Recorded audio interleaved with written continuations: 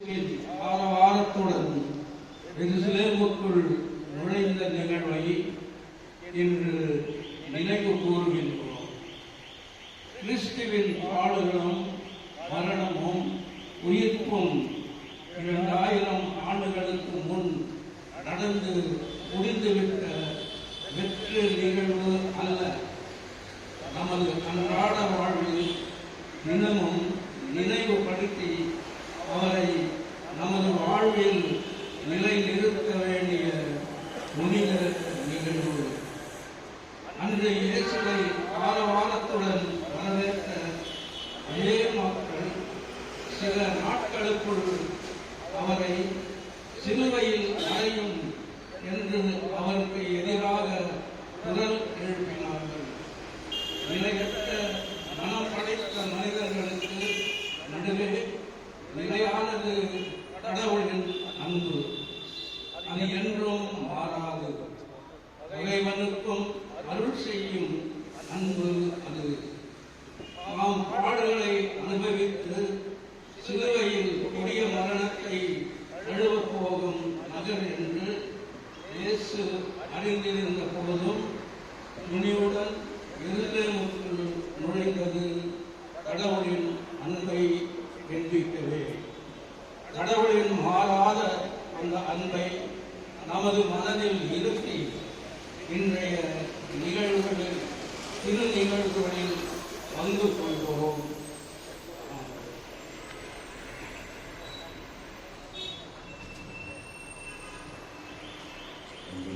சகோதர சகோதரிகளை பரிசுத்த வாரத்தை நாம் தொடங்கி இருக்கின்றோம். ஒரு முக்கியமான வேண்டுகோள், இந்த நாட்களிலே விசேஷமாக எல்லோரும் மாஸ்க் அணிவிக்கணும். கம்பல்சரி தயவு செய்து எல்லாரும் மாஸ்க் அணிக்கணும். அப்பொழுது யாரும் மாஸ்க் போடாத தயவு செய்து போடணும். அது சோஷியல் டிஸ்டன்சிங். ரொம்ப பக்கமாக நிற்காது, கொஞ்சம் கேப் நிற்கணும். நோட்டிக்கணும். ஏன்னா அரசாங்கம் ரொம்ப ஸ்ட்ரிக்டாக சொல்லிட்டு 500 பேருக்கு மேலே இருக்கக்கூடாது. நம்ம பார்த்தா 1000 பேர் வேணும். முதலிலே குருவானவர் செல்வார். குருவானவரை தொடர்ந்து நீங்கள் வரிசையாக தொடர வேண்டும். யாரும் கோயில் இருக்காங்க கிரவுண்ட் தான் வெளியே போக மாட்டோம். இந்த சைடு இந்த ஆஃபீஸ் இருக்கு, இந்த பக்கம் கிரவுண்டு போயிட்டு அங்கே சரி. பிதாசுதன் பரிசுத்தாவின் பெயராலே ஆமென்.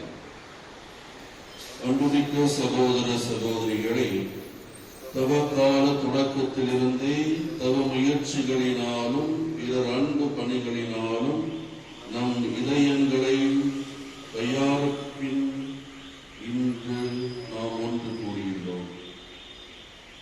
இதனால் நம் ஆண்டவருடைய பாஸ்கா மர நிகழ்வை, அதாவது ஆண்டவருடைய திருப்பாடுகளையும் ஈர்ப்பையும் உலகளவிய திரு அவையோடு சேர்ந்து அறிவிக்கின்றோம். இப்பாஸ்கா மர நிகழ்வை நிறைவேற்றவே அவர் தம் நகரான எருசலேமுக்குள் நுழைந்தார். எனவே மீட்பளிக்கும் இந்த நுழைவை நாம் முழு நம்பிக்கையுடன் இறைப்பற்றுடன் நினைவில் கொண்டு ஆண்டவரை பின் செல்வோம். அவருடைய அருளினால் சிலுவையின் பங்கேற்பாளர்களாக மாறி அவருடைய உயிர்ப்பிலும் வாழ்விலும் நாம் பங்கு பெறுவோமாக. இப்போது இந்த திருத்தொடைகள் என்றென்றும் உள்ள எல்லாம் இறைவா, இக்குழுத்த உலைகளை உமது ஆசியால் புனிதப்படுத்தியருளும். அதனால் கிறிஸ்து அரசரை அக்களிப்புடன் பின்பற்றும் நாங்கள் அவர் வழியாக நிலையான எருசலேமுக்குள் வந்து சேர ஆற்றல் பெறுவோமாக.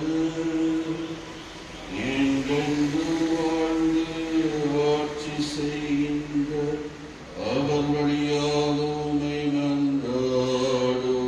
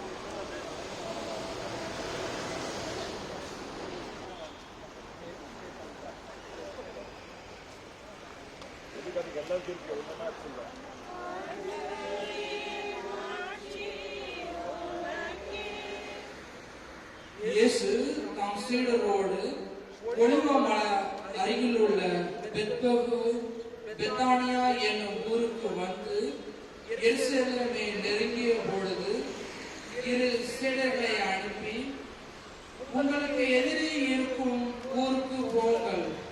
அதில் நுழைந்தவுடன் இதுவரை யாரும் அமராத ஒரு கழுதை குட்டி கட்டி வைக்கப்பட்டிருப்பதை காண்பீர்கள். அதை அவிழ்த்து கொண்டு வாருங்கள். யாராவது உங்களிடம் ஏன் இப்படி செய்கிறீர்கள் என்று கேட்டால், இது ஆண்டவருக்கு தேவை, இதை அவர் உடனே திருப்பி இங்கு அனுப்பிவிடுவார் என சொல்லுங்கள் என்றார். அவர்கள் சென்று ஒரு வீட்டு வாயிலுக்கு வெளியே தெருவில் ஒரு கழுதை குட்டியை கட்டி வைத்திருப்பதை கண்டு அதை அவிழ்த்து கொண்டிருக்கையில் அங்கே நின்று கொண்டிருந்த சிலர் அவரிடம், என்ன செய்கிறீர்கள்? கழுதை குட்டியை அவிழ்க்கிறீர்கள் என்று கேட்டனர். அவர்கள் இயேசு தங்களுக்கு கூறியபடியே சொல்ல அங்கு நின்றவர்களும் போகவிட்டனர்.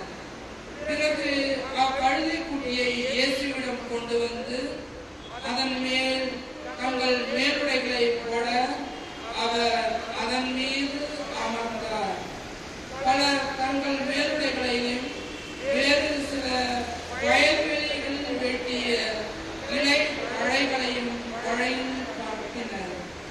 முன்னேயும் பின்னேயும் சென்றவர்கள், ஓசானா, ஆண்டவர் பெயரால் வருபவர் ஆசி பெற்றவர், வரவிருக்கும் நம் தந்தை தாவீதின் அரசு ஆசி பெற்றதே, உன்னதத்தில் ஓசானா என்று ஆர்ப்பரித்தனர். ஆண்டவரின் அருள் வாக்கு.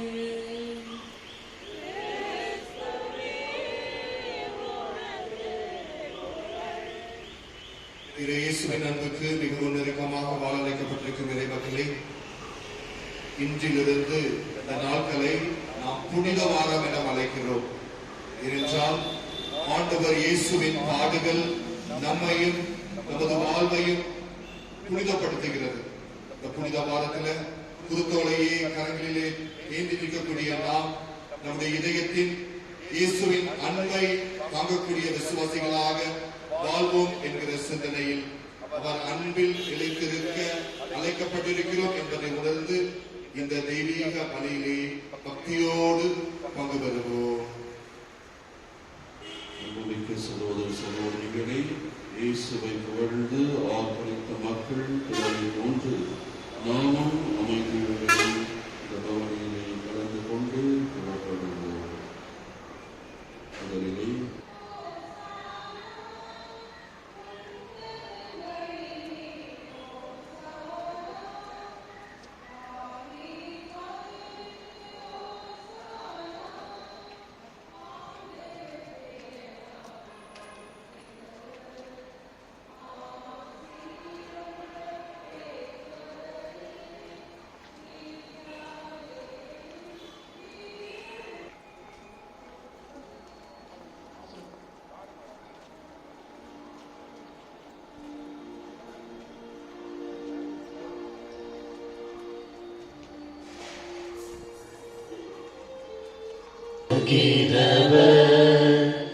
ஆசி நிரம்ப பெற்றவரே, இஸ்ராயேலின் பேரன் என்றென்றும் இல்லாமல் இறைவா, தாழ்மையின் எடுத்துக்காட்டை மனிதனும் பின்பற்ற எங்கள் மீட்பரை மனித உடலடக்கம் சிலுவை ஏற்றுக்கொள்ளவும் செய்தீரே. அதனால் நாங்கள் அவரது பொறுமையை கற்றுக்கொண்டு அவரது உயிர்ப்பில் பங்கேற்க தகுதி பெறுமாறு எங்களுக்கு கனிவாய் அருள்வீராக. உம்மோடு தூய ஆவியாரின் ஒன்றில் இறைவனாய் என்றென்றும் வாழ்ந்து ஆட்சி செய்கின்ற அவர் வழியாக உம்மை மன்றாடுகின்றோம்.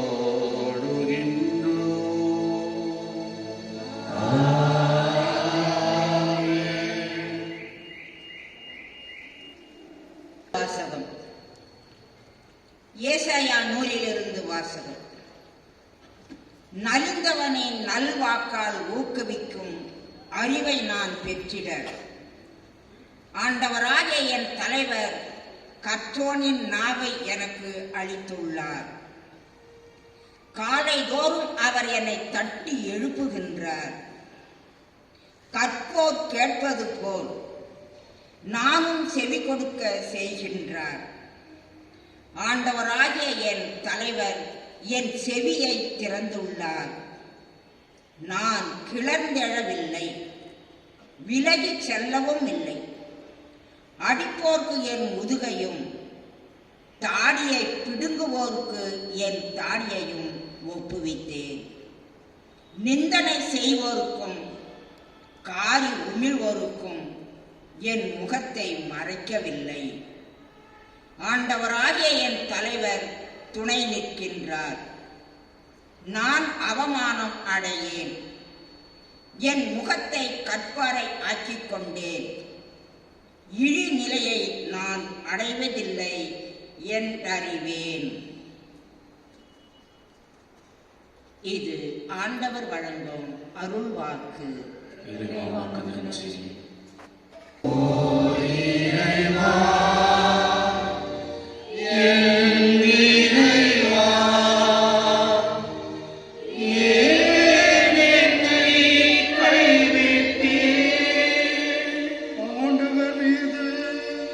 நம்பிக்கை வைத்தானே அவர் மீட்கட்டும். அவருக்கு இவன் மீது பிரியம் இருந்தால் இவனை விடுவிக்கட்டும் என்றார்.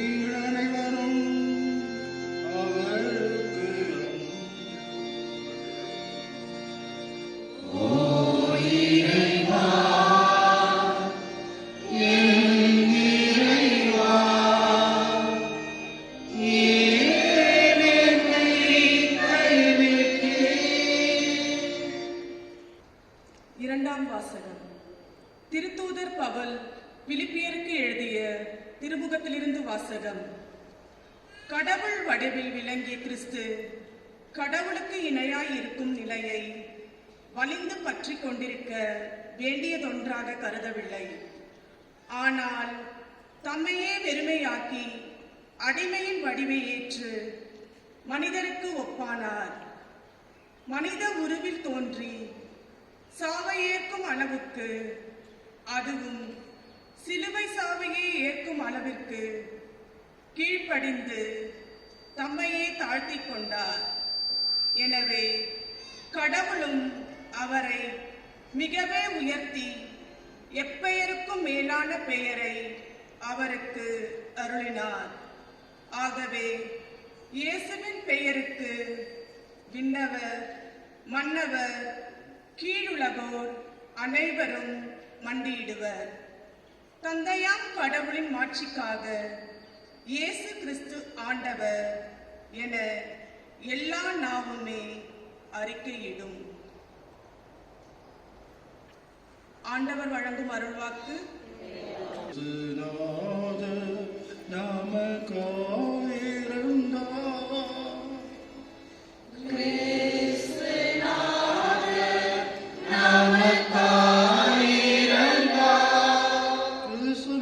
தம்மை தாழ்த்தி சாவை ஏற்கும் அளவுக்கு, அதுவும் சிலுவை சாவை ஏற்கும் அளவுக்கு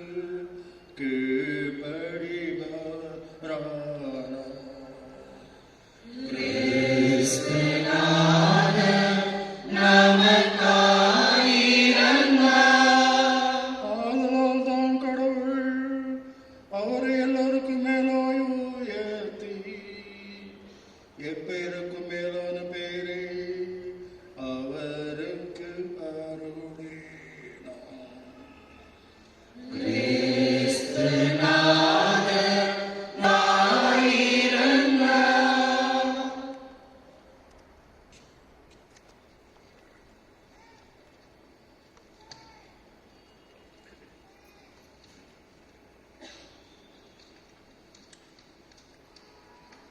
புனித அவரை எப்படி காட்டிக் கொடுக்கலாம் என்று வாய்ப்பு தேடிக் கொண்டிருந்தார். புலிபற்ற அப்ப விழாவின் முதல் நாள் வந்தது. பாஸ்கா ஆட்டுக்குட்டியை பலியிடும் அந்நாளிலே இயேசுவின் சீடர், நீர் பாஸ்கா விருந்துண்ண நாங்கள் எங்கே சென்று ஏற்பாடு செய்ய வேண்டும் என விரும்புகின்றேன் என்று கேட்டார்கள். அவர் பின்வருமாறு கூறி தம் சீடருள் இருவரை அனுப்பினார். நீங்கள் புறப்பட்டு நகருக்குள் செல்லுங்கள். மண்குடத்தில் தண்ணீர் சுமந்து கொண்டு ஒரு ஆள் உங்களுக்கு எதிரே வருவார். அவர் பின்னே செல்லுங்கள். அவர் எந்த வீட்டிற்கு செல்கிறாரோ அந்த வீட்டின் உரிமையாளரிடம், நான் என் சீடர்களோடு பாஸ்கா விருந்து உண்பதற்கான என் அறை எங்கே என்று போதகர் கேட்க சொன்னார் என கூறுங்கள். அவர் மேல் மாடியில் ஒரு பெரிய அறையை காட்டுவார். அது தேவையான வசதிகளோடு தயார் நிலையில் இருக்கும். அங்கே நமக்கு ஏற்பாடு செய்யுங்கள். சீடர்கள் சென்று நகரை அடைந்து தங்களுக்கு அவர் சொல்லியவாறே அனைத்தையும் கண்டு பாஸ்கா விருந்துக்கு ஏற்பாடு செய்தார்கள். மாலை வேளையானதும் இயேசு 12 வந்தார். அவர்கள் பந்தியில் அமர்ந்து உண்டு கொண்டிருந்த பொழுது இயேசு, என்னோடு உண்ணும் உங்களில் ஒருவர் என்னை காட்டிக் கொடுப்பான் என உறுதியாக உங்களுக்கு சொல்கின்றேன் என்றார். அவர்கள் வருத்தமுற்று ஒருவர் பின் ஒருவராக, நானோ என்று அவரிடம் கேட்கத் தொடங்கினார்கள். அதற்கு அவர், அவன் 12 ஒருவன், என்னுடன் பாத்திரத்தில் தொட்டு உண்பவன். மானிட மகன் தம்மை பற்றி மறைநூலில் எழுதுள்ளவாறே போகிறார். ஆனால் ஐயோ, அவரை காட்டிக் கொடுக்கிறவனுக்கு கேடு. அம்மனிதன் பிறவாதிருந்திருந்தால் அவனுக்கு நலமாயிருந்திருக்கும் என்றார். அவர்கள் உண்டு கொண்டிருந்த பொழுது அவர் அப்பத்தை எடுத்து கடவுளை போற்றி அதை பிட்டு அவர்களுக்கு கொடுத்து, இதை பெற்றுக் கொள்ளுங்கள், இது எனது உடல் என்றார். பின்பு அவர் கிண்ணத்தை எடுத்து கடவுளுக்கு நன்றி செலுத்தி அவர்களுக்கு கொடுத்தார். அனைவரும் அதிலிருந்து பருகினர். அப்பொழுது அவர் அவர்களிடம், இது எனது உடன்படிக்கையின் ரத்தம், பலருக்காக சிந்தப்படும் ரத்தம். இனிமேல் இறையாட்சி வரும் அந்நாளில்தான் நான் திராட்சை பல ரசத்தை குடிப்பேன், அதுவரை ஒருபோதும் குடிக்க மாட்டேன் என உறுதியாக உங்களுக்கு சொல்கின்றேன் என்றார். அவர்கள் புகழ் பாடல் பாடிவிட்டு ஒலிவா மலைக்கு சென்றார்கள். இயேசு அவர்களிடம், நீங்கள் அனைவரும் ஓடி போவீர்கள், ஏனெனில் 1000 வெட்டுவேன், அப்போது ஆடுகள் சிதறிக்கப்படும் என்று மறைநூலில் எழுதியுள்ளது. ஆனால் நான் உயிருடன் எழுப்பப்பட்ட பின்பு உங்களுக்கு முன்பே கலிலியாவுக்கு போவேன் என்றார். பேதுரு அவரிடம், எல்லாரும் ஓடி போய்விட்டாலும் நான் அவ்வாறு செய்ய மாட்டேன் என்றார். இயேசு அவரிடம், இன்றிரவில் சேவல் 2 முறை கூவும் முன் 3 முறை நீ என்னை மறுதலிப்பா என உனக்கு சொல்கின்றேன் என்றார். அவரோ, நான் உம்மோடு சேர்ந்து இறக்க வேண்டியிருந்தாலும் உம்மை ஒருபோதும் மறுதலிக்க மாட்டேன் என்று மிக அழுத்தமாக சொன்னார். அப்படியே அவர்கள் அனைவரும் சொன்னார்கள். பின்னர் இயேசுவும் சீடர்களும் கெத்சமனி என்னும் பெயர் கொண்ட ஓர் இடத்திற்கு வந்தார்கள். அங்கே அவர் தம் சீடரிடம், நான் இறைவிடம் வேண்டும் வரை நீங்கள் இங்கேயே அமர்ந்திருங்கள் என்று கூறி பேதுரு, யாக்கோப்பு, யோவான் ஆகியோர் தம்முடன் கூட்டி சென்றார். அப்போது அவர் திகிலும் மனக்கலக்கமும் அடைய தொடங்கினார். அவர், எனது உள்ளம் சாவு அளவுக்கு ஆழமாய் துயர் கொண்டுள்ளது, நீங்கள் இங்கேயே தங்கி விழித்திருங்கள் என்று அவர்களிடம் கூறினார். சற்று அப்பால் சென்று தரையில் விழுந்து, முடியுமானால் அந்நேரம் தம்மை விட்டு விலகுமாறு இறைவனிடம் வேண்டினார். அப்பா தந்தையே, எல்லாம் உம்மால் இயலும், இத்துன்ப கிண்ணத்தை என்னிடமிருந்து அகற்றும், ஆனாலும் என் விருப்பப்படி அல்ல, உன் விருப்பப்படி நிகழட்டும் என்று கூறினார். அதன் பின்பு அவர் வந்து அவர்கள் உறங்கிக் கொண்டிருப்பதைக் கண்டு பேதுருவிடம், சீமோனே, உறங்கிக் கொண்டாயிருக்கிறாய், 1 மணி நேரம் விழித்திருக்க உனக்கு வலுவில்லையா? உங்கள் மனம் ஆர்வம் உடையதுதான், ஆனால் உடல் வலுவுற்றது. எனவே சோதனைக்கு உட்படாதிருக்க விழித்திருந்த இறைவனிடம் வேண்டுங்கள் என்றார். அவர் மீண்டும் சென்று அதே வார்த்தைகளை சொல்லி இறைவனிடம் வேண்டினார். அவர் திரும்பவும் வந்தபோது அவர்கள் உறங்கிக் கொண்டிருப்பதை கண்டார். அவருடைய கண்கள் தூக்க கலக்கமாய் இருந்தன. அவருக்கு என்ன மறுவழி கூறுவது என்று அவர்களுக்கு தெரியவில்லை. அவர் 3ஆம் முறை வந்து அவர்களை நோக்கி, இன்னும் உறங்கி ஓய்வெடுக்கின்றீர்களா? போதும், நேரம் வந்துவிட்டது. மானிட மகன் பாவிகளின் கையில் ஒப்புவிக்கப்பட போகிறார். எழுந்திருங்கள், போவோம். இதோ என்னை காட்டிக் கொடுப்பவன் நெருங்கி வந்து விட்டான் என்று கூறினார்.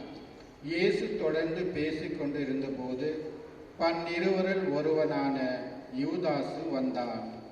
அவனோடு தலைமை குருக்கள், மறைநூல் அறிஞர், மூப்பர் ஆகியோர் அனுப்பிய மக்கள் கூட்டம் வாள்களோடும் தடிகளோடும் வந்தது. அவரை காட்டிக் கொடுக்க இருந்தவன், நான் ஒருவரை முத்தமிடுவேன், அவர்தாம் இயேசு, அவரை பிடித்து காவலோடு கொண்டு போங்கள் என்று அவர்களுக்கு அடையாளம் சொல்லியிருந்தான். அவன் வந்ததும் உடனடியாக அவரை அணுகி, ரபி என கூறிக்கொண்டே அவரை முத்தமிட்டான். அவர்களும் அவரை பற்றி பிடித்து கைது செய்தனர். அருகில் நின்று கொண்டு இருந்தவர்களில் ஒருவர் தம் வாளை உருவி தலைமை குருவின் பணியாளரை தாக்கி அவருடைய காதை துண்டித்தார். இயேசு அவர்களை பார்த்து, கல்வனை பிடிக்க வருவது போல வாள்களோடும் தடிகளோடும் என்னை கைது செய்ய வந்தது ஏன்? நான் நாள்தோறும் கோவிலில் கற்பித்துக் கொண்டு உங்களோடு இருந்தேன், நீங்கள் என்னை பிடிக்கவில்லையே. ஆனால் மறைநூலில் எழுதப்பட்டுள்ளவை நிறைவேற வேண்டும் என்றார். அப்பொழுது சீடர் அனைவரும் அவரை விட்டுவிட்டு தப்பி ஓடினர். இளைஞர் ஒருவர் தம் வெறும் உடம்பின் மீது ஒரு நாற்பட்டு துணியை போர்த்தி கொண்டு அவர் பின்னே சென்றார். அவரை பிடித்தார்கள். ஆனால் அவர் துணியை விட்டுவிட்டு ஆடையின்றி தப்பி ஓடினார். அவர்கள் இயேசுவை தலைமை குருவிடம் கூட்டிச் சென்றார்கள். எல்லா தலைமை குருக்களும் மூப்பர்களும் மறைநூல் அறிஞர்களும் ஒன்று கூடினார்கள். பேதுரு தொலையில் அவரை பின்பற்றி தொடர்ந்தார். தலைமை குருவின் வீட்டின் உள் முற்றம் வரை வந்து காவலரோடு உட்கார்ந்து நெருப்பின் அருகே அவர் குளிர் காய்ந்து கொண்டிருந்தார். தலைமை குருக்களும் தலைமை சங்கத்தார் அனைவரும் இயேசுவுக்கு மரண தண்டனை விதிக்க அவருக்கு எதிராக சான்று தேடினார்கள். ஆனால் ஒன்றும் கிடைக்கவில்லை. பலர் அவருக்கு எதிராக பொய் சான்று சொன்னார்கள். ஆனால் அச்சான்றுகள் ஒன்றுக்கொண்டு முரண்பாடு இருந்தன. சிலர் எழுந்து, மனித கையால் கட்டப்பட்ட இந்த திருக்கோவிலை இடித்துவிட்டு கையால் கட்டப்படாத வேறொன்றை 3 நாளில் நான் கட்டி எழுப்பேன் என்று இவன் சொல்ல கேட்டோம் என்று அவருக்கு எதிராக பொய் சான்று கூறினார். அப்படியும் அவர்களுடைய சான்று ஒத்து வரவில்லை. அப்பொழுது தலைமை குரு எழுந்து அவர்கள் நடுவே நின்று, இவர்கள் உனக்கு எதிராக கூறும் சான்றுக்கு மறுமொழி ஒன்று கூற மாட்டாயா என்று இயேசுவை கேட்டார். ஆனால் அவர் பேசாதிருந்தார். மறுமொழி ஒன்றும் அவர் கூறவில்லை.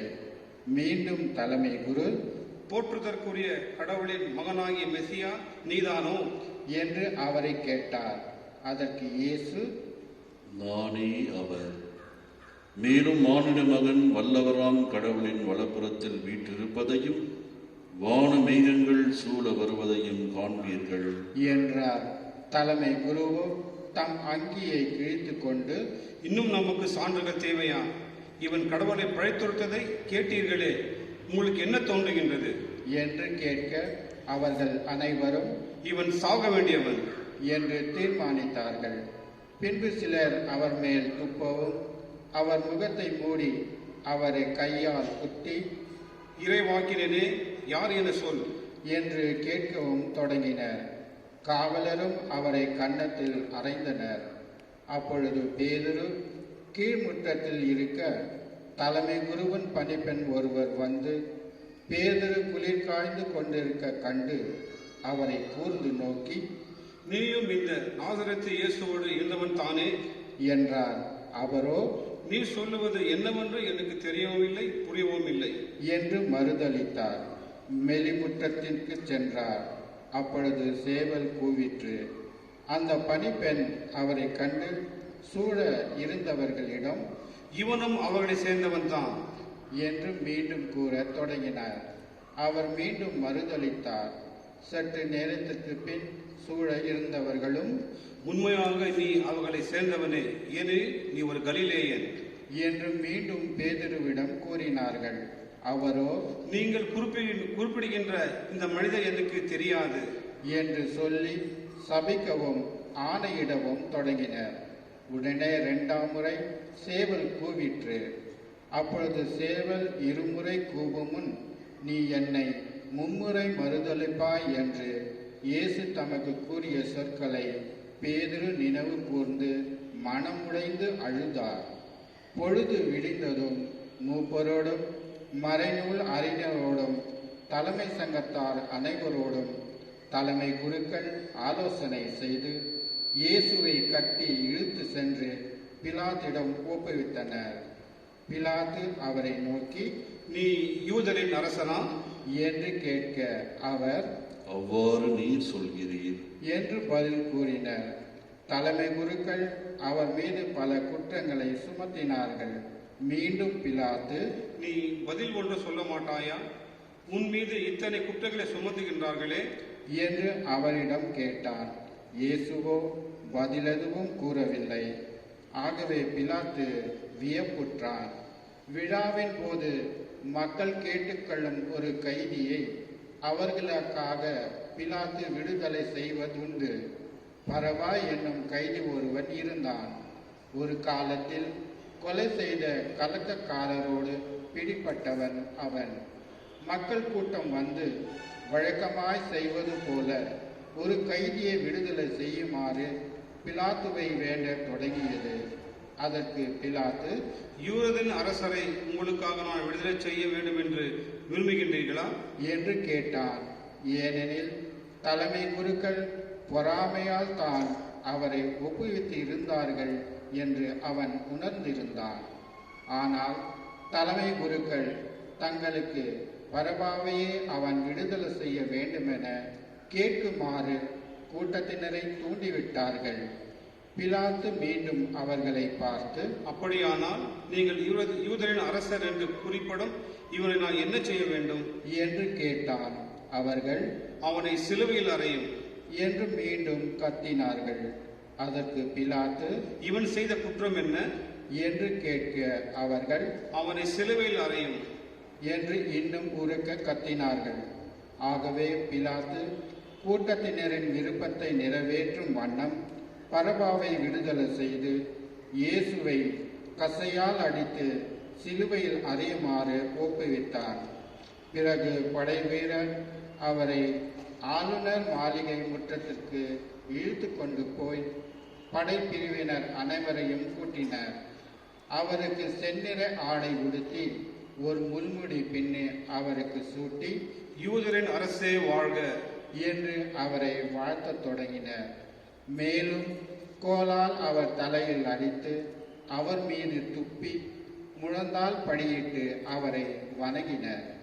அவரை ஏளனம் செய்த பின் செந்நிற ஆடையை கழட்டிவிட்டு அவருடைய ஆடைகளை அணிவித்து அவரை சிலுவையில் அறைவதற்காக வெளியே கூட்டிச் சென்றனர். அப்பொழுது அலெக்சாந்தர், ரூப்பு ஆகியோரின் தந்தையான சீரோன் ஊரை சேர்ந்த சீமோன் என்பவர் வயல்களிலிருந்து வந்து கொண்டிருந்தார். படை வீரர்கள் இயேசுவின் சிலுவையை சுமக்கும்படி அவரை கட்டாயப்படுத்தினார்கள். அவர்கள் மண்டை ஓட்டு இடம் என பொருள்படும் கொல்கத்தாவுக்கு இயேசுவை கொண்டு சென்றார்கள்.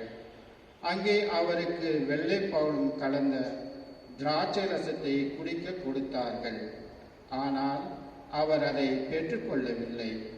பிறகு அவர்கள் அவரை சிலுவையில் அறைந்தார்கள். குலுக்கல் முறையில் யாருக்கு எது என்று பார்த்து அவருடைய ஆடைகளை தங்களுக்குள் பங்கிட்டு கொண்டார்கள். அவரை சிலுவையில் அறைந்தபோது காலை 9 மணி. அவரது மரண தண்டைக்கான காரணத்தை அறிவிக்க யூதரின் அரசன் என்று அவர்கள் எழுதி வைத்தார்கள். அவருடைய வலப்புறம் ஒருவனும் இடப்புறம் ஒருவனுமாக 2 கள்வர்களை அவருடன் சிலுவையில் அறைந்தார்கள். அவ்வழியே சென்றவர்கள் தங்கள் தலைகளை அசைத்து, ஆகா, திருக்கோவிலை இடித்து 3 நாளில் கட்டி எழுப்புகிறவனே, சிலுவையிலிருந்து இறங்கி உன்னையே விடுவித்துக் கொள் என்று அவரை பழித்துரைத்தார்கள். அவ்வாறு தலைமை குருக்கள் மறைநூல் அறிஞர்களுடன் சேர்ந்து அவரை ஏளனம் செய்து, பிறரை விடுவித்தான், தன்னையே விடுவிக்க முடியவில்லை என்று தங்களோடு பேசிக் கொண்டார்கள். அவர்கள், இஸ்ரேலின் அரசனாகிய மெசியா இப்போது சிலுவையிலிருந்து இறங்கி வரட்டும், அப்போது நாங்கள் கண்டு நம்புவோம் என்றார்கள். அவரோடு சிலுவையில் அறையப்பட்டு இருந்தவர்களும் அவரை இகழ்ந்தார்கள்.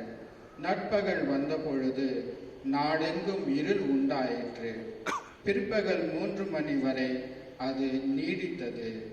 பிற்பகல் 3 மணிக்கு இயேசு, ஏலோயி ஏலோயி லாமா சபக்தானி என்று உரக்க கத்தினார். என் இறைவா, என் இறைவா, ஏன் என்னை கைவிட்டீர் என்பது அதற்கு பொருள். சூழ நின்று கொண்டு இருந்தவர்களுள் சிலர் அதை கேட்டு, இதோ எலியாவை கூப்பிடுகிறான் என்றனர். அப்பொழுது அவர்களில் ஒருவர் ஓடி சென்று கடற்பஞ்சை எடுத்து புளித்த திராட்சை ரசத்தை தோய்த்து அதை ஒரு கோலில் மாட்டி அவருக்கு குடிக்க கொடுத்து கொண்டே, பொறுங்கள், எலியா இவனை கீழே இருக்க வருவாரா பார்ப்போம் என்றார். இயேசு உரக்க கத்தி உயிர் துறந்தார். அனைவரும் முழங்கால்.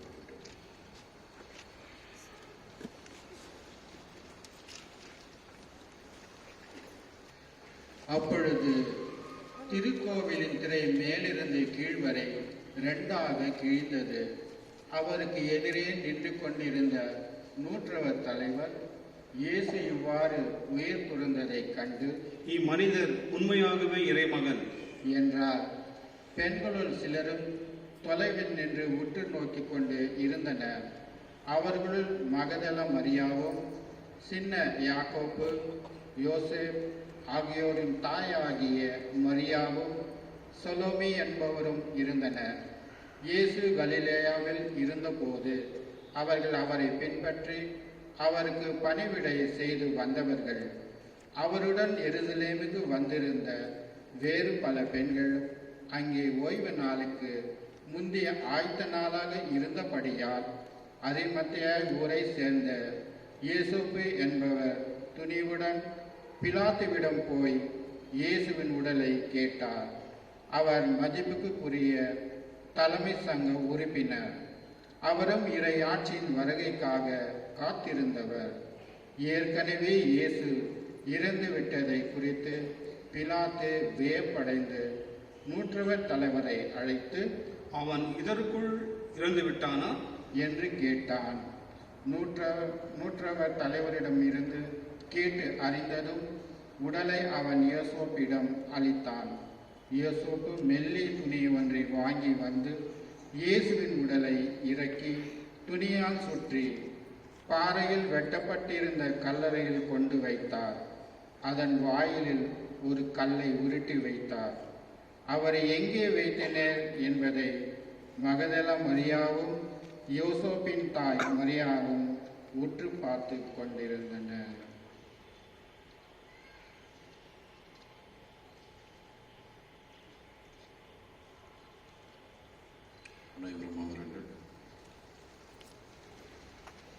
எல்லாருக்கும் சோஸ்திரம். பெரிய ரீடிங், எல்லாரும் டயர்டா இருப்பீங்க. கிறிஸ்துக்கு பிரியமானவர்களே, திருச்சபையில வெறும் முக்கியமான நாள் என்று ஆண்டவருடைய பாடுகளை நினைத்து தியானித்து அந்த பாடுகளுக்கு உண்மை உள்ளவர்களாக திருச்சபை நம்ம அழைக்கிறது. இந்த நேரத்தில் ஆண்டவர் இயேசு பயணம் செய்த பயணத்தை பத்தி நம்ம யோசிக்கிறோம். நம்ம இப்போ பயன்படுத்தக்கூடிய பயண வாகனங்கள் இளைஞர்கள்லாம் அதிகமா பயன்படுத்தக்கூடியது கேடிஎம் பைக்கு, புல்லட்டு, சிலர் பயணம் செய்யக்கூடியது சொகுசு காருங்க. ஆனா நம்ம ஆண்டவர் இயேசு பயணம் செய்தது ஒரு சாதாரண ஒரு கழுதை. நிறைய பெற்றோர்கள் குழந்தைய திட்டுறது இப்படிதான் திட்டுவாங்க, கழுதை. சில பெற்றோர்கள் குழந்தைய குரங்கு, மாடு அப்படிலாம் திட்டுவீங்க. இந்த கழுதை அப்படிங்கிறது விவிலியத்துல மிகவும் முக்கியமானது. பிரியமானவர்களே, இயேசு எங்கிருந்து பயணம் செய்கிறார் என்பதையும் விவிலிய அடிப்படையில் பார்க்கணும். இயேசு பெத்தனியாவில இருந்து ஒலிவ மலை வழியாக அவர் கிதரோன் பள்ளத்தாக்கு வழியாக கிழக்கு வாயில் வழியாக அவர் எருசலேமுக்குள்ள நுழையக்கூடிய விழாதான் இந்த குருத்து ஓலை விழா. கிழக்கு வழியாக நுழைகிறார். வடக்கு வழியாக பிலாத்து நுழைந்து கொண்டிருக்கிறார். பாஸ்கா விழாவை பாதுகாக்க கொண்டாட கிழக்கு வழியாக இயேசு நுழைகிறார். இந்த கிழக்கு வழியானது மிகவும் சறுக்கு உள்ளது, வழிக்கு விழுந்துரும். அதனால அவர் கழுத மேல ஏறி கழுத வழியாக உள்ள வர்றாரு. கழுத அவரை சுமந்துட்டு வருது. கழுத உடைய கால் இரடி விழாமல் இருப்பதற்காக மக்கள்கள் தங்கள் கையில வச்சிருந்த குருத்தோலைகள் மேலுடைகள் எல்லாம் கீழே போடுறாங்க. அது வழியாக கழுத எருசலேமுக்குள்ள நுழைந்து கொண்டிருக்கிறது. கழுதை இயேசுவை சுமந்து நுழைந்து கொண்டிருக்கிறது. எல்லாரும் மக்களுடைய நாவில திருப்பாடல் 118 28வது வசனம், ஆண்டவரே எங்களை மீட்டருளும் ஓசன்னா அப்படிங்கிற பாடலை அவங்க பாடுறாங்க. பிரியமானவர்களே, இந்த கழுதை வழியாக இயேசு வருகிறார். இயேசுவை கழுதை சுமக்கிறது. இன்னைக்கு குருத்தோலையை சுமந்து கொண்டிருக்கக்கூடிய ஒவ்வொரு விசுவாசிகளாகிய நாமும் ஆண்டவர் இயேசுவை சுமக்கக்கூடிய ஒரு கழுதையாக மாற வேண்டும். இந்த கழுதன் பார்க்கும் பொழுது விவிலியத்துல கழுதைக்காக நிறைய திட்டங்களை நாம் விவிலியத்துல வாசிக்கிறோம். விடுதலை பயணம் 23வது அதிகாரத்துல பார்க்கிறோம். 23:4 5 வசனத்துல கழுதைக்கு உதவி செய்ய வேண்டும் என ஆண்டவர் மக்களுக்கு போதிக்கிறார். அதே போல இணை சட்டம் 22:4 பார்க்கிறோம். ஒரு கழுதை காணாம போயிடுச்சு, அதை கண்டுபிடிச்சு உரியவருக்கு கொடுக்க வேண்டும் எனவும் விவிலியத்திலே வாசிக்க கேட்கிறோம். அதே போல நீதி தலைவர் 19வது அதிகாரம் 21வது வசனத்துல உங்க வீட்டுக்கு விருந்தாளிங்க வந்தாங்கன்னா விருந்தாளிகளோடு கழுதையை வந்தது என்றால் நீ விருந்தாளிக்கு உணவு கொடுக்கும் பொழுது அது கழுதைக்கு உணவு கொடுக்கணும் என நீதி தலைவர் எழுதப்பட்டிருக்கிறது. 1 அரசராகமும் 18வது அதிகாரம் 5வது வசனத்துல ஆண்டவர் ஒபீதியாவிடமும் அகாவிடமும் பேசுகிறார். உங்க ஊர்ல கழுதைங்களுக்கு புல் இல்லாம இருக்குது, அந்த கழுதைங்கெல்லாம் பட்டினியா இருக்கக்கூடாது, நீ பக்கத்து ஊருக்கு ஒபீதியாவும் அகாவும் போய் கழுதைக்காக புல் எடுத்துட்டு வாங்கன்னு சொல்லி ஆண்டவரே பேசுவதை பார்க்கிறோம். அதே போல கிறிஸ்துக்கு பிரியமானவர்களே, விடுதலை பயணம் 23வது அதிகாரம் 12வது வசனம் ஓய்வு நாளில் கழுதைக்கு ஓய்வு கொடுக்க வேண்டும் என எழுதப்பட்டிருக்கிறது. அதே போல ஈடுதல் சட்டம் என ஒரு சட்டம் கழுதைக்கென ஆண்டவர் கொடுக்கிறார். இணை சட்டத்துல 12வது அதிகாரத்துல 10வது வசனத்துல மாடையும் கழுதையும் சேர்த்து வேலை செய்யக்கூடாது, அதுக்கு பேர் ஈடுதல் சட்டம் என சட்டங்களும் ஏற்றப்பட்டிருக்கின்றன. அதே போல கழுதையுடைய சிறப்பு அம்சத்தை பாத்தீங்கன்னா, இந்த கழுதையில தான் சாலமோன் அரசன் தன்னுடைய அரண்மனைக்குள் நுழைகிறார். அவர் அரசனாக தேர்ந்தெடுக்கப்பட்ட பிறகு முதல் முறையாக 1 அரசராகமும் 1வது அதிகாரம் 33வது வசனத்துல அவர் கழுதை வழியாக அரண்மனைக்குள்ள போறாரு. 2 அரசராகமும் 13வது அதிகாரம் 29வது வசனம், யார் ஒருவன் இளவரசனாக தேர்ந்தெடுக்கப்பட்டாலும் முதலில் கழுதை மீது மேலுடைய அழுத்தி அந்த கழுதையில உட்கார வச்சுதான் அவங்க பவனியாக கூட்டிட்டு வர்றாங்க. அதே போல 1 சாமுவேல் 25வது அதிகாரம் 18வது வசனத்துல கழுதைகள் யுத்தங்கள்ல பயன்படுத்தப்பட்டது. அங்க போய் அதுக்கு சண்டை போடல, கழுதையை யுத்தத்துக்கு கூட்டிட்டு போறாங்க. அந்த கழுதை மேல மெடிக்கல் ஐட்டத்தெல்லாம் வச்சு படை வீரர்கள் ஏதாவது அவங்களுக்கு ஒரு காயங்கள் ஏற்பட்டால் அங்கிருந்து மெடிக்கலுடைய மருந்துகள் எல்லாம் அவங்க கழுதையில வச்சு கொண்டு போறாங்க. அதே போல யோபு 1வது அதிகாரம் 3வது வசனத்துல 500 கழுதையை பெண் கழுதையை யோபு தன்னுடைய சொத்தாக கொண்டிருந்தார் எனவும் நாம் படிக்கிறோம். பிரியமானவர்களை, இப்படி கழுதைக்கு விவிலியத்தில் நிறைய இடத்துல நம்ம வாசிக்க கேட்கும் பொழுது இயேசுவை சுமந்த கழுதை எப்படிப்பட்ட கழுதை, அதுதான் நாம் இன்று யோசிக்க வேண்டும். இயேசுவை சுமந்த ஆண்டவர் இயேசுவை சுமந்த கழுதை எப்படிப்பட்ட கழுதை? லூக்கா நற்செய்தி 19வது அதிகாரம் 30லிருந்து 31 உள்ள வசனத்தில் பார்க்கிறோம். இயேசுவை சுமந்த கழுதை கட்டப்பட்ட கழுதை. அது கட்டப்பட்டிருந்தது ஒரு பக்கம், இரண்டாவதாக அது கட்டவிழ்க்கப்பட்டிருந்தது. இயேசுவை சுமக்கிறதுக்கு ஒரு கழுதையாக நான் மாற வேண்டும் என்றால், இயேசுவை என் வாழ்வில் நான் சுமந்து செல்ல வேண்டும் என்றால் நான் எப்படிப்பட்டவனாக இருக்க வேண்டும்? இந்த லூக்கா நற்செய்தி தெளிவுபடுத்துகிறது. இன்று நமக்கு நான் கட்டப்பட்டிருக்க வேண்டும். எப்படி நான் கட்டப்பட்டிருக்க வேண்டும்? ஆண்டவருடைய வார்த்தைகளால் நான் கட்டப்பட்டிருக்க வேண்டும். அவருடைய விழுமியங்களால், அவருடைய அன்பினால், அவருடைய கட்டளையால், எல்லாவற்றிற்கும் மேலாக அவர் இந்த உலகத்திற்கு கொடுத்த நற்செய்தியால் நான் கட்டப்பட்டிருக்க வேண்டும். ஆண்டவருடைய வார்த்தையால் நான் கட்டப்பட்டிருந்தால் நிச்சயமாக நான் இயேசுவை என் வாழ்வில் சுமந்து செல்ல முடியும். அதே போல நான் கட்டவிழ்க்கப்பட்டிருக்க வேண்டும், கட்டவிழ்க்கப்பட வேண்டும். நம்ம நிறைய முறை பலவீனம், பாவம், போதை பழக்கம், தீய உறவுகள் நம்முடைய வாழ்வை நாமே உற்று நோக்கி போகும் பொழுது நம்ம ஒரு சில காரியங்களால் கட்டப்பட்டிருக்கிறோம், நிறைய நெருக்கடியால் கட்டப்பட்டிருக்கிறோம். அந்த கட்டுகளிலிருந்து நான் கட்டவிழ்க்கப்பட வேண்டும். அப்படி கட்டவிழ்க்கப்படும் பொழுது நிச்சயமாக இயேசுவை சுமந்து செல்லக்கூடிய அந்த மாபெரும் பாக்கியத்தை இந்த புனித வாரங்களில் நாம் பெற்றுக்கொள்ள முடியும். கிறிஸ்துக்கு பிரியமானவர்களே, இந்த 4 நற்செய்தியும் ஆண்டவர் இயேசு சென்ற கழுதையை பற்றி வெவ்வேறு விதமாக விரிவிக்கதை நாம் விவிலியத்தில் பார்க்கிறோம். நாம் பாருங்க, மத்தேயு நற்செய்தி 21வது அதிகாரம் 7வது வசனத்துல என்ன சொல்லப்படுகிறது என்றால், இயேசு எதுல பயணம் செய்தார் என்றால், இயேசுவிடம் கழுதையையும் கழுதை குட்டியையும் கொண்டு வந்தனர், இயேசு அவைகள் மீது அமர்ந்தார். இதுதான் மத்தேயு நற்செய்தியில சொல்லப்படக்கூடிய வார்த்தை, அவைகள் மீது. இயேசு கழுதை மேல மட்டும் உட்காரல. மத்தேயு நற்செய்தியில அவர் கழுதை குட்டியின் மீதும் அமர்கிறார். அதனுடைய அடையாளத்தை மத்தேயு எதை வெளிப்படுத்துகிறார்னா, இன்னைக்கு நிறைய பேர் நினைக்கிறோம், என் மீது மட்டும் கழுதை ஏறினா போதும், இயேசு ஏறினா போதும் அப்படின்னு நினைக்கிறோம். இல்ல, என் மீதும் ஏற வேண்டும், நம்முடைய வீட்டில் இருக்கக்கூடிய நம்முடைய குழந்தைகள் மீதும் ஆண்டவர் இயேசு ஏறி அமர வேண்டும். குழந்தை மீது என்னோடும் ஆண்டவர் இயேசுவை நானும் சுமக்க வேண்டும், என் குழந்தைகளும், என் வீட்டில் இருக்கக்கூடிய ஒவ்வொருவரும் குழந்தையை சுமக்க வேண்டும் என குடும்ப அடையாளத்தை இந்த மத்தேயு நற்செய்தியில நாம் வாசிக்கிறோம். அதே போல யோவான் நற்செய்தி 12வது அதிகாரம் 14வது வசனத்துல பார்க்கிறோம். அதுல எப்படி அந்த வார்த்தையை சொல்கிறது என்றால், இயேசு கழுதையை கண்டு இயேசு கழுதை மேல் ஏறி அமர்ந்தார். யோவான் இப்படி எழுதுவார், இயேசு கழுதையை பார்க்கிறாரு, அந்த கழுதை மேல இயேசுவே ஏறி உட்கார்றாரு. இது எதை வெளிப்படுத்துகிறது என்றால், ஒரு சில விசுவாசிகளுடைய வாழ்வுல இயேசுவே அவர்களை தேர்ந்து கொள்கிறார், அவர்களை சுமக்க, அவர்களை சுமந்து செல்ல, சாட்சியாக மாற. எடுத்துக்காட்டாக நம்ம விவிலியத்தில் பார்க்கிறோம், புனித பவுல் இயேசுவை அறியாதவர், இயேசு அவரை தெரிந்து கொள்கிறார், இயேசுவை அவர் தன்னுடைய வாழ்வில் சுமந்து ஒரு சாட்சியாக மாறுகிறார். அதே போல மார்க் நற்செய்தி 1:11 அதிகாரம் 7வது வசனத்துல நம்ம பார்க்கிறோம், இயேசுவிடம் கழுதையை கொண்டு சென்றனர். அதே அதிகாரத்தை தான் லூக்காவும் சொல்லுவாரு 19:35. இயேசுவிடம் கழுதையை கொண்டு சென்றனர், இயேசுவை கழுதை மீது ஏற்றி வைத்தனர். இயேசுவை கழுதை மீது ஏற்றி வைக்கிறாங்க. இதை நம்ம பார்க்கிறோம். இன்னைக்கு பிரியமானவர்களே, நம்ம எல்லாரும் ஆண்டவர் இயேசுவை பெறவும் இயேசுவை நாம் சுமக்கவும் நாம் இந்த இடத்துக்குள்ள வந்திருக்கிறோம், ஆலயத்துக்குள் வந்திருக்கிறோம். இன்னைக்கு இயேசுவை நம்ம மேல ஏற்றி வைக்கிறது எது? இயேசுவை சுமக்க, இயேசுவை உங்கள் மீது ஏற்றி வைக்கக்கூடிய இடம் எது? ஆலயம். நீங்க ஆலயத்துல பெறக்கூடிய ஒவ்வொரு அருள் சாதனமும், நீங்க ஒவ்வொரு அருள் சாதனத்தை பாருங்க, ஞானஸ்தானமா இருக்கலாம், பாப சங்கீதமா இருக்கலாம், இந்த திவ்ய பலியா இருக்கலாம், திருமணமா இருக்கலாம், குருத்துவமா இருக்கலாம், ஒவ்வொரு அருள் சாதனத்திலையும் இயேசு என் மீது ஏற்றி வைக்கப்படுகிறார். இயேசுவை வைக்கிறாங்க அவங்க மேல, நீங்க சுமந்து சொல்வதற்காக.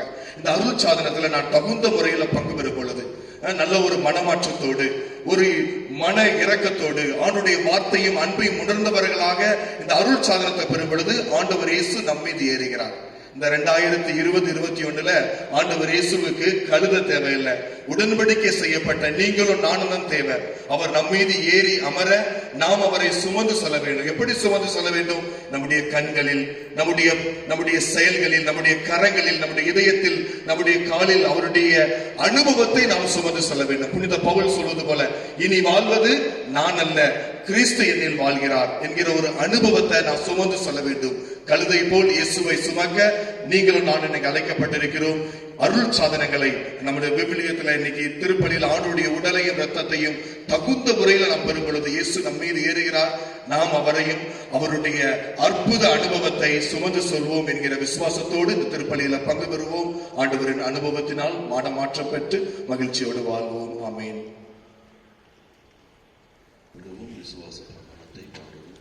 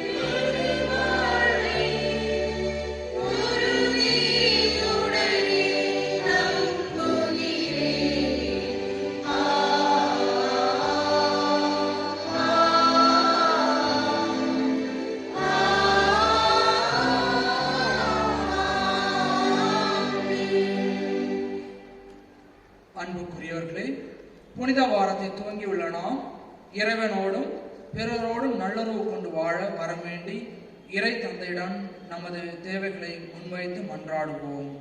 ஆண்டவரே எங்கள் மன்றாட்டை கேட்டருளும். ஆண்டவரே எங்கள் மன்றாட்டை கேட்டருளும்.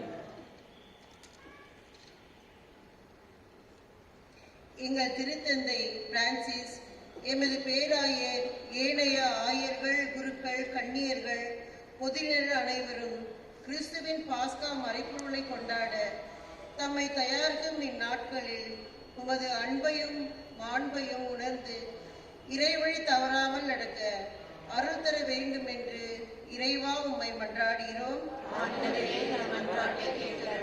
இப்புனித காலத்தில் நாங்கள் எங்கள் பாவங்களுக்காக மனமருந்தி தகுந்த பரிகார செயல்களில் ஈடுபட உம் திருமகன் இயேசுவின் உயிர்ப்பு விழாவை கொண்டாட நாங்கள் தகுதி பெற உதவிட வேண்டும் என்று இறைவா உம்மை மன்றாடுகிறோம். உலக நாட்டங்களிலும் மண், பொன், பொருளாசைகளிலும் எங்கள் மனதை செலுத்தாமல் உம்மையே பற்றி கொண்டு பிறருடன் அன்பு கொண்டும் வாழ்ந்திட அருள் தர வேண்டும் என்று இறைவா உம்மை மன்றாடுகிறோம். எங்கள் அன்றாட வாழ்வில் எப்போதும் ஒரு திருவுள்ளத்தையும் தேடவும் நீர் எங்கள் ஒவ்வொருக்கும் வைத்துள்ள திட்டத்தை அறிந்து புரிந்து அதற்கேற்ப வாழவும் அருள் தர வேண்டும் என்று இறைவா உம்மை மன்றாடுகிறோம்.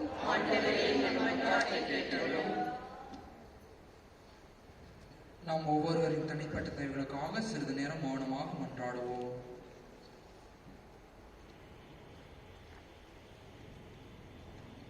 இறைவா, உம் திருமகன் வழியாக எங்களுக்கு மீட்பளிக்க திருவுளம் கொண்டீரே. அவரது பாடுகளும் மரணமும் எங்களை கழுவி தூய்மைப்படுத்தி நிலை வாழ்விற்கு தகுதியுள்ளவர்களாக எங்களை மாற்றியமைப்பதாக. என்றென்றும் வாழ்ந்து ஆட்சி செய்கின்ற எங்கள் ஆண்டவராகிய கிறிஸ்து வழியாக உம்மை மன்றாடுகின்றோம்.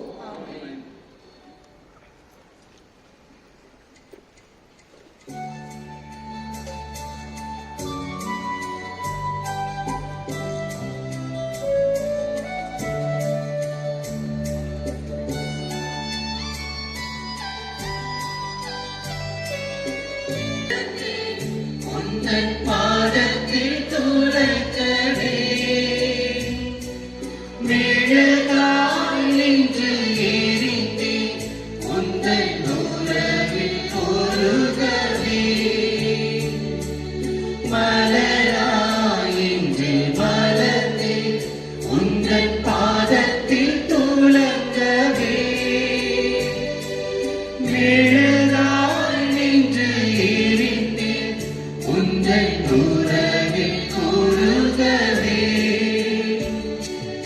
இணைவே எங்கள் உறைவே என்னை பலியாய் ஏற்றிடுவார் இறைவன் திருத்தலத்தில் அவர் அன்பில் வளரவே ஆடித்தேன் என்னை பொழுதும் புது வாழ்வு மலரவே.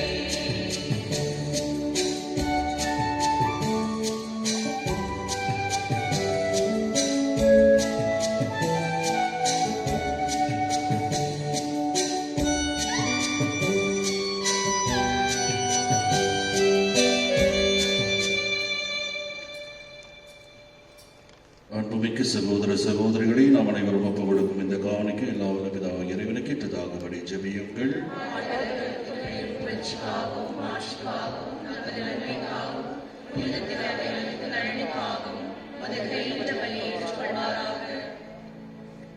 ஆண்டவரே, ஒரே திருமகனின் பாடுகளினால் நீரின் மீது கொண்டுள்ள இரக்கம் நெருங்கி வருவதாக. எங்கள் செயல்களினால் தகுதியற்றவர்களாயினும் இந்த ஒரே பலியின் ஆற்றலினாலும் அதே இரக்கத்தை முன்கூட்டியே நாங்கள் கண்டு கொள்வோமாக. எங்கள் ஆண்டவராகிய கிறிஸ்து வழியாக உம்மை மன்றாடுகின்றோம். ஆண்டவர் உங்களோடு இருப்பாராக.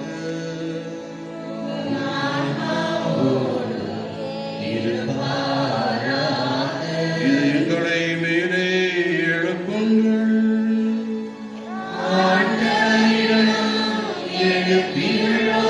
இறைவனாகிய ஆண்டவருக்கு நன்றி கூறுவோம்.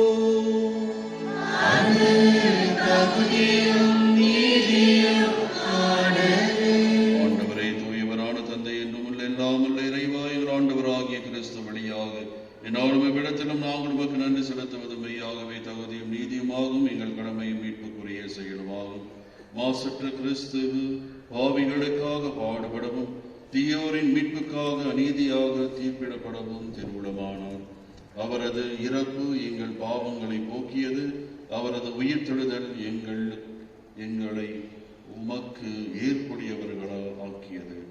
ஆகவே நாங்கள் வானக தூதர் அனைவரோடு சேர்ந்து உம்மை புகழ்ந்து போற்றி அக்களிப்புடன் பாடி புகழ்வதாவது.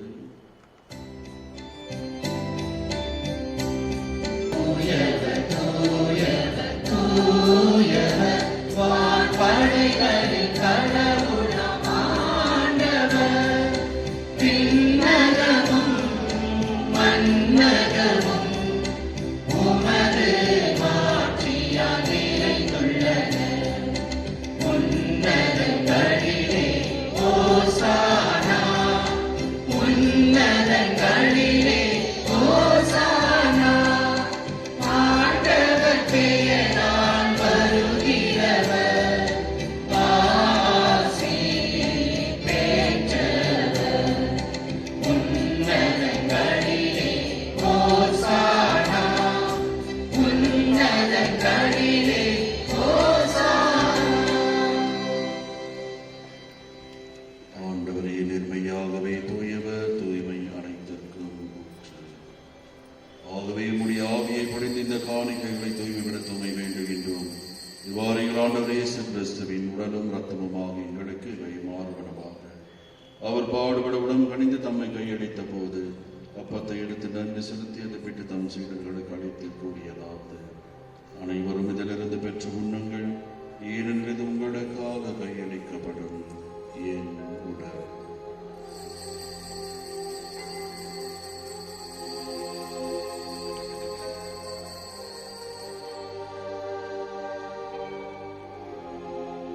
அவ்வண்ணமே இரவு விருந்தை அருந்திய பின் கிண்ணத்தை எடுத்து மீண்டும் உமக்கு நன்றி கூறி தம் சீடர்களுக்கு அளித்து அவர் கூறியதாவது: அனைவரும் இதிலிருந்து பெற்று பருகுங்கள், ஏனெனில் இது புதிய நிலையான உடன்படிக்கை கூறிய இரத்தத்தின் கிண்ணம். இது பாவ மன்னிப்புக்கென்று உங்களுக்காகவும் பலருக்காகவும் சிந்தப்படும். இதை நினைவாக செய்யுங்கள்.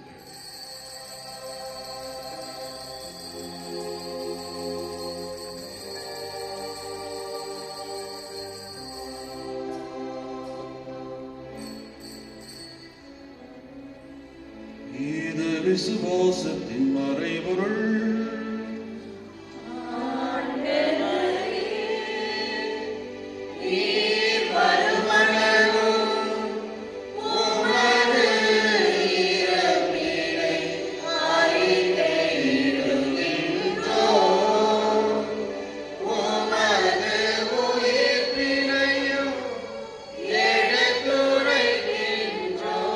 ஆகவே ஆண்டவரை நாங்கள் கிறிஸ்துவின் இறப்பினையும் உயிர்ப்பினையும் நினைவு கூர்ந்து வாழ்வதற்கும் அப்பத்தையும் மீட்பளிக்கும் பின்னத்தையும் உமக்கு புகழிக்கின்றோம்.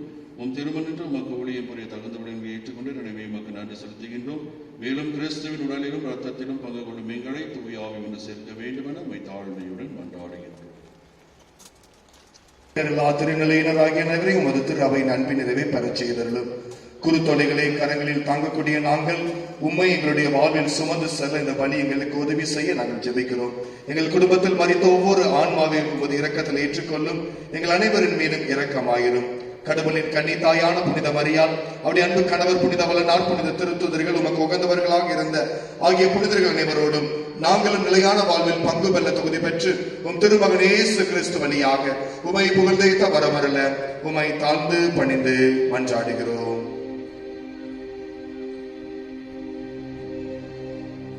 இவர் வழியாக இவரோடு இவரில் எல்லாம் வல்ல இறைவனாகிய தந்தை தூயாவின் ஒன்றில் எல்லா புகழும் ஆட்சியும் என்று உமக்கு உரியதே.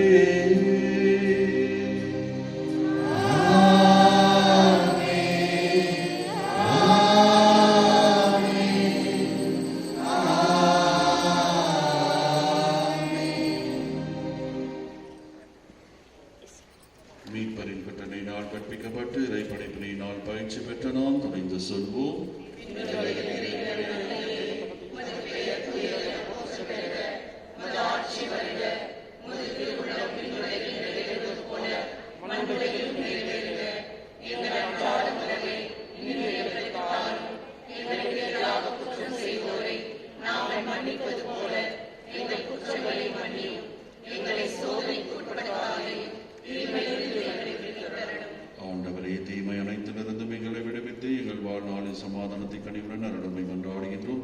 உமது இரக்கத்தின் உதவியினால் நாங்கள் பாவத்திலிருந்து எப்போதும் விடுதலை பெற்று யாதொரு கலக்கமின்றி நலமாயிருப்போமாக.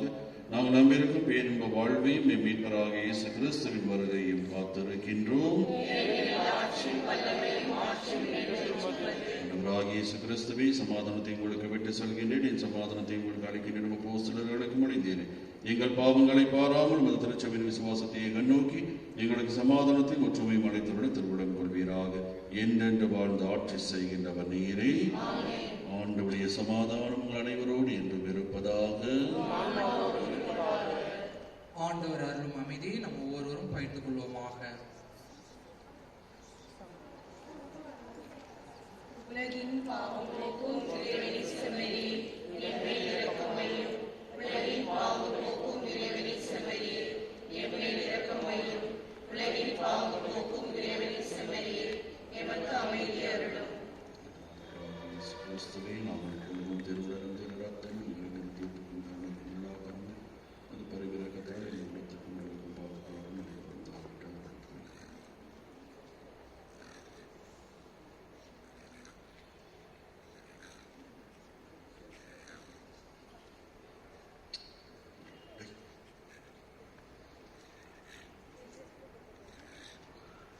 இதோ இறைவனின் செம்மறி, இவரே உலகின் பாவங்களை போக்குகின்றவர்.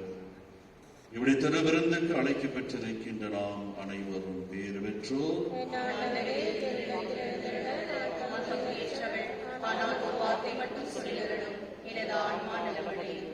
சகோதர சகோதரிகளை வழங்கப்பட இருக்கின்றது. வாலண்டியர்ஸ்கள் தயவு செய்து எல்லாருக்கும் தோஸ்திரம் ஆசீர்வாதம் ஜெபம் முடிந்த பிறகு சீக்கிரத்தில் வீடு போய் சேருங்கள். அங்கே மொபைல் போட்டு மீட்டிங் எல்லாம் போட்டுக்காதீங்க. அடுத்த பூசை ஆரம்பிக்குது. அடுத்த பூசை வரவங்களுக்கு நம்ம அடுத்த உதவி செய்து கொடுக்க வேண்டும். நிறைய வண்டிகள்லாம் வரப்போகுது. ஆகிய சீக்கிரத்தில் நீங்கள் வீடு போய் சேருங்கள் என்று நம்மளோட கேட்டுக்கொள்கிறேன். ஜெபிப்போமாக. ஆண்டவரை புனித குடைகளினால் நிறைவு பெற்ற நாங்கள் உம்மை பணிவுடன் வேண்டுகின்றோம். அதனால் நாங்கள் நம்புவதை உம் திருமகனின் இறப்பினாலும் எதிர்நோக்கியிருந்த செய்த நீர் நாங்கள் நாடுவதை அவரது உயிர்ப்பினால் வந்தடைய செய்வீராக. எங்கள் ஆண்டவராகிய கிறிஸ்து வழியாக உம்மை மன்றாடுகின்றோம்.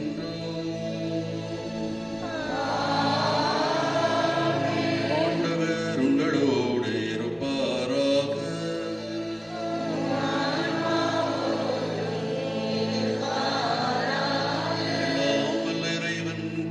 சுதன் பரிசுத்தாவி உங்கள் அனைவரையும் ஆசீர்வதிப்பாராக.